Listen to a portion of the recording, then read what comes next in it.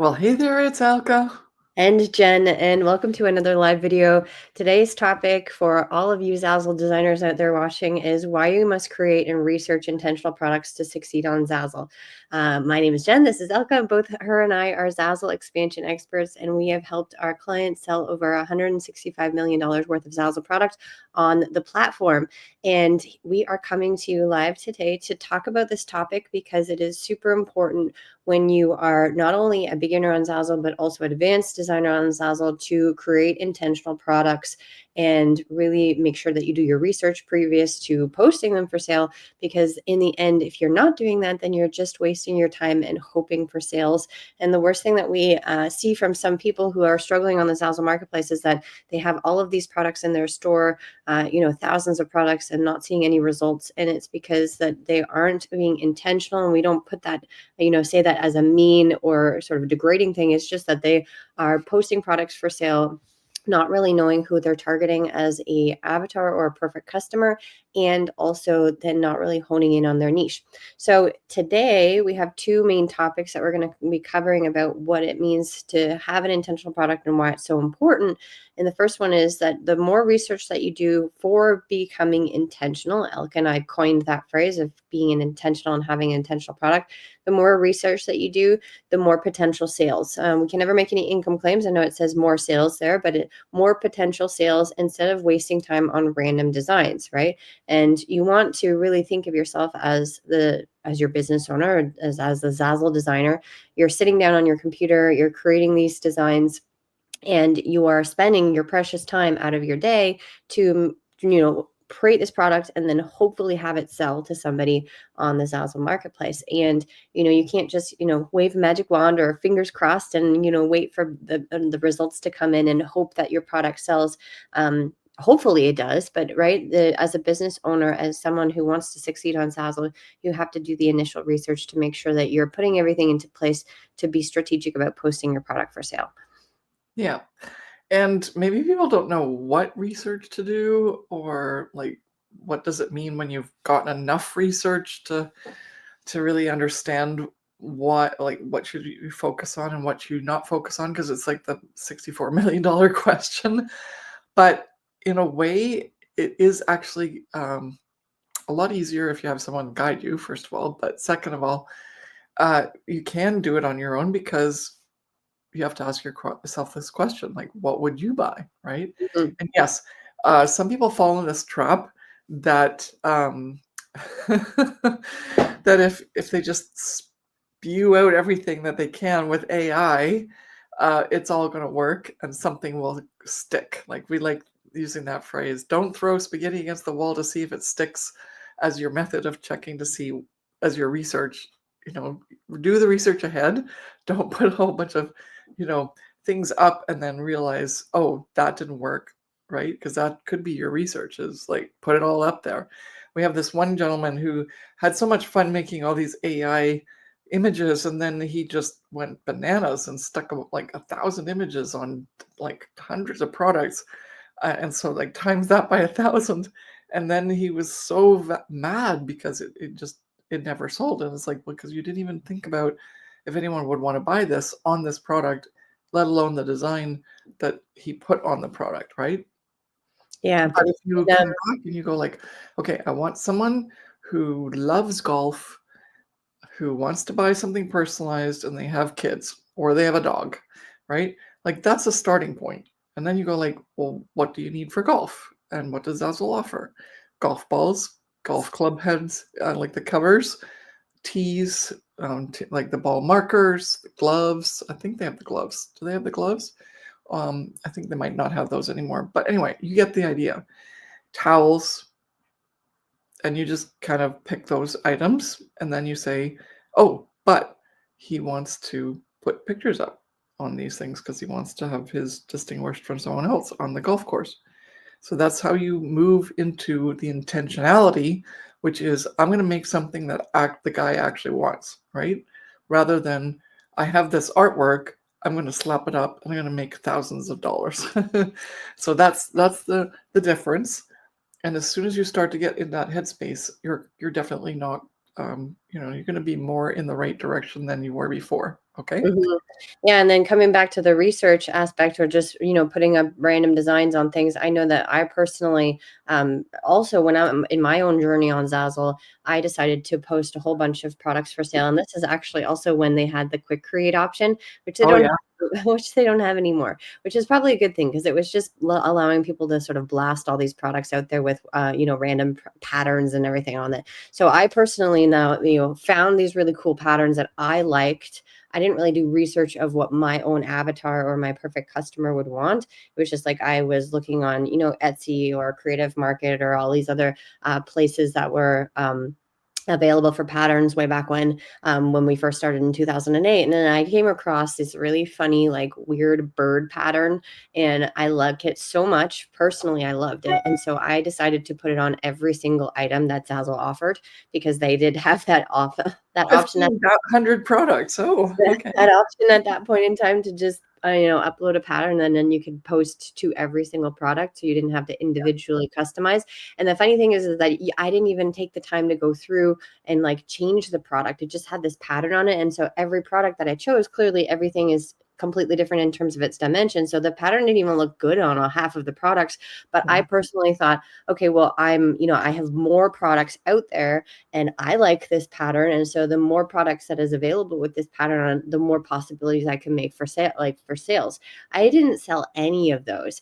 And so I spent, hours looking for this silly pattern and then hours, uploading it to the quick create, making sure that all the titles and tags were proper. And so at the end of the day, like I could attest to be the fact that I'm the guinea pig here where it just didn't work. And then clearly there isn't the quick create option anymore on Zazzle, but same sort of thing. If you have a pattern and you personally like it as well, it doesn't matter if you like it or you don't like it. And we've had so many clients who refuse to make certain products or designs because they're like, well, I don't like the color pink or I don't like the color blue. And you're like, well, you're doing the research to look for the person who you're trying to sell to, not yourself.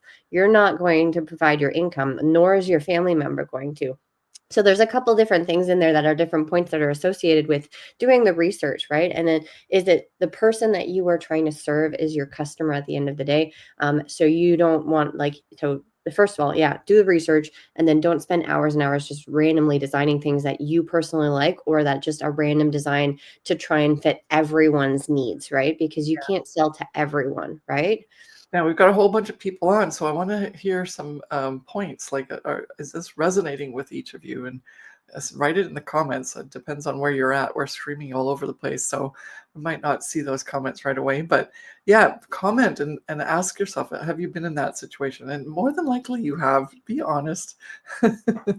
And but it's not even just what Jen was doing with the because even people on Redbubble and Society6, they're used to that, right? You like upload design like once and then you go like, oh, put it on all these products, right? That's just not the way it is in on Zazzle. I think I just swallowed enough air to cough, so just Okay. a second here.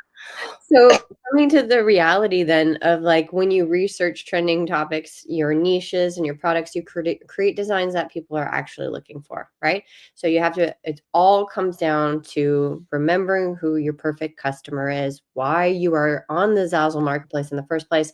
And we did a recording on another video where we talked about the little topic here, but when you're starting out on Zazzle, and you might have heard us say this because I don't know when or where that recording is, but when you first started on Zazzle, your end goal, for whatever reason, my own end goal was to make money, right? It's like, I need to make money. And Zazzle sometimes actually, hopefully not, oddly enough, because we want to work with designers and people who are excited to build a business and move forward. Hopefully Zazzle's not the last resort for you, okay? Because if it's the last resort, then unfortunately, we feel for you, but it's not going to get you money right fast. And so if you're in dire straits, then Zazzle is probably not your answer. But I want to say that being said, we all have a goal of to make money, and to make money is not actually, helping us understand who we're trying to serve, right? And we all want to make money, but in the end, we have to be creative about thinking about how does that money come into our pocket. We have to serve the customer and understand where they're looking for things and what they want to buy, right? And so if you, want to make a lot of money, then clearly you should do the research to figure out which trending niches are the ones that people spend a lot of money on, right? That people have the budget to make the money, to spend the money on the certain products, right? And Yeah. so, yeah. And the last thing is example, like following through with this, the research thing here. So it says more research equals more sales. So, for example, instead of making just a random floral notebook, research trending planners or business planners or teacher journals and products that customers actually want to need, right? So if you just make a random floral notebook, and you've probably seen them in Target or Walmart, and those are they are selling in Target or Walmart because people are passing through them through the checkout, or they're going into the journal section, or they're looking actively for that because it's in a physical store. But because we're on the print on demand like site here, where people are, that you're not showcasing what you have to people, people are more likely searching for things.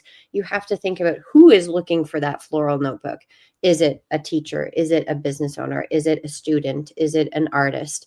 And how can you maybe cater to those types of people, because they are the people who are looking for a floral notebook. My partner is not looking for a floral notebook, right? He doesn't need a floral notebook, but I would love a floral notebook because I'm a business owner. And so how can you think of like, what would Jennifer want, and what are her wants and needs, and cater to that type of person?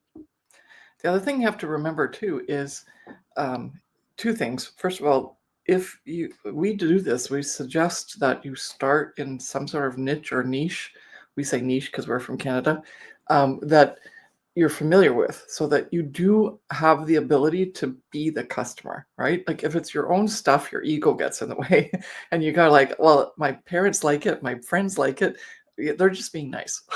Sometimes you do have really great stuff, but is it something that a shopper on Zazzle would want, right? Because there's a lot of artists that kind of feel, you know, upset because they don't know how to market on the Zazzle marketplace. We do, we teach that, but maybe it's not the best place for you to have fine art on Zazzle because it's not a place where people shop to do that. And same with the notebook. You've got to have, you've got to look at Google Trends. You have to go and look at the stats that Zazzle gives us in terms of who's shopping and what are they shopping for, right? And you can do that. You can find that out through various search engines and like sites that show you traffic, etc. And so then you've got a good handle on who's the buyer on the Zazzle marketplace. Then you can start to narrow it down. That's part of your research, right? Okay. And the second part of your research is if you have customer buying behavior that you have experienced, right? And most of the time it's actually not like what you want, it's what you're not getting. Mhm. Right? Because if you're looking for something and you've gone to Walmart, but you can't find that notebook that you're really looking for, then then you're the one that's the perfect example of what, and this means that we have to stop soon, because we have another session going on soon. That means you're the perfect customer to bring out that design that meets that need that you can't find, Mhm. right? Because you're not the only one who loves that or needs that and wants that in that way, right? So that's where you end up being the research as part of the research. And it's not like, oh, just I think this will sell. It's like you're part of the market survey, so to speak. Anyway, you have another Yeah, well, if we have right? enough time just to quickly go through. So the second point that we wanted to talk about is that you I attract still the have a right. couple minutes. Yeah. Yeah, you attract the right customers instead of hoping for random buyers, right? And that being said, is like when you're first on Zazzle, you're like, I just really hope anyone buys from me because all I want to do is make money. Well, that's not the way that you have to look at it. You have to look at it like what we've been talking about. Like you have to serve your customer and really hone in on their wants and needs, and then they will come to you, right? I know so many people are because they don't have the proof yet. You don't see the results, then you don't think that it's possible for you. And that's the biggest like switch and transition that we want you to get into, is that even though you might not see the sales right now, it doesn't mean that that's going to be for forever. Because Elk and I only made $90 in our first year. Imagine we gave up because we're like, well, we're never going to make more money than $90. Same with many of our clients who are now our top earners, is that then when they honed in on who they were catering to or serving, that's when they saw the results, and that's when now they're flourishing because they were really focusing on what they needed to focus on, right? So if you're Yeah. just And now hoping they're for, making, yeah, yeah, now they're making like $10,000 to $20,000 a month yeah, US. And that's yeah, the payout from Zazzle. That's not a sale. That's their earnings. yeah. So I mean, those are our top clients. Not everyone's going to be the same, but yeah. It's Yeah, and so that's yeah, why. Yeah. and when they first started out on Zazzle, they were literally just hoping for random buyers so that they could make, $500 a month. And Yeah. now, as Elka mentioned, they're making upwards of $10,000 to $20,000 earnings a month because they're focused on who they're selling to, right? And so the misconception here is that you're probably maybe thinking, well, I'll just make a mix of random designs for different people so that everyone can buy from me so that I can serve everyone, right? And that's like we've the common theme in this video here is that we want you to focus on your perfect customer and serving their wants and needs and doing the research within your niche, right? And so on top of that, that would lead to your store looking scattered and you don't attract a loyal customer base because you just look like a mishmash of things. And it's very true. Zazzle has up leveled their platform way beyond what it used to be in 2008. And the designers are becoming a lot more professional. In the recent years, they've actually now asked all of the designers to upload a photo for their profile because a bunch of people were just uploading these weird emojis and things. And so that in its sense too is that if you were just looking at this random store with a picture of somebody that's like an emoji and then they have a really random group of products and their store looks really gross and the banner's all wonky, like a customer would come to that store and even though the product literally is printed by Zazzle and the quality is good and maybe their designs are okay, a customer would probably shy away from that type of store because it looks sketchy. It looks not, put together and stuff. And so you want your store to look cohesive and you want to attract that loyal customer because hopefully in the end, those customers become repeat customers as well. And if you have that good brand loyalty or the customer loyalty, then that's where, the sales will come in. And then also, as I mentioned, you could have repeat sales as well. Well, and also don't forget, part of your research is understanding buyer behavior, and buyers buy with emotion. Hmm.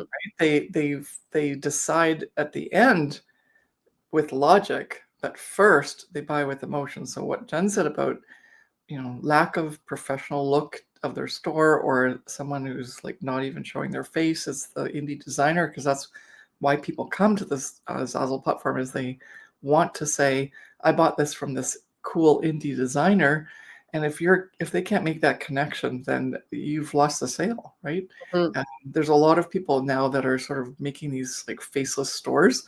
It's not going to serve them as well as someone who people can identify with, build that trust, and like Jen said, then continue to scale because customers come back. Word of mouth, best thing Hmm. ever. You're worried about making sales, just do your job, right? Do the thing that's needed, as to let the customer be happy and trust you and deliver on a good design, and your path is paved, right, with gold. Yep. So defining who your audience is or your customer base is helps you create products that appeal to a specific group, making them more likely to buy. And then, for example, instead of designing random designs, specialize in elegant branding templates for small business owners. Your store will then attract entrepreneurs looking for matching business materials, as an Yeah. example. Yeah. Yeah. So we didn't get any questions, which is too bad, because like we come on these lives to actually interact with people. We don't want to know where you're stuck, so that because we can just keep talking forever. We love Zazzle. We've been talking Zazzle. Like Jen said the other day, she goes like, between the two of us, we've probably said Zazzle a million times. Probably like a billion, I don't know. I haven't kept count, but we should. It's a fun, Yeah. game to play. Yeah. But if you're new, or like we don't know where you're from because you haven't said anything, except for one person said hi, which hi. But in the meantime, think about what we said. It is the essence and the core. If you still are like, what the heck are they talking about? I really need help with this. Come and do our Soul Bootcamp with us. It's a 2-week, very inexpensive experience with us. Gives you a chance to see how we coach and what we do. And in the meantime, you're getting a ton of work done to do exactly what we're talking about here. Is like, do that research, understand what it looks like to make that intentional product.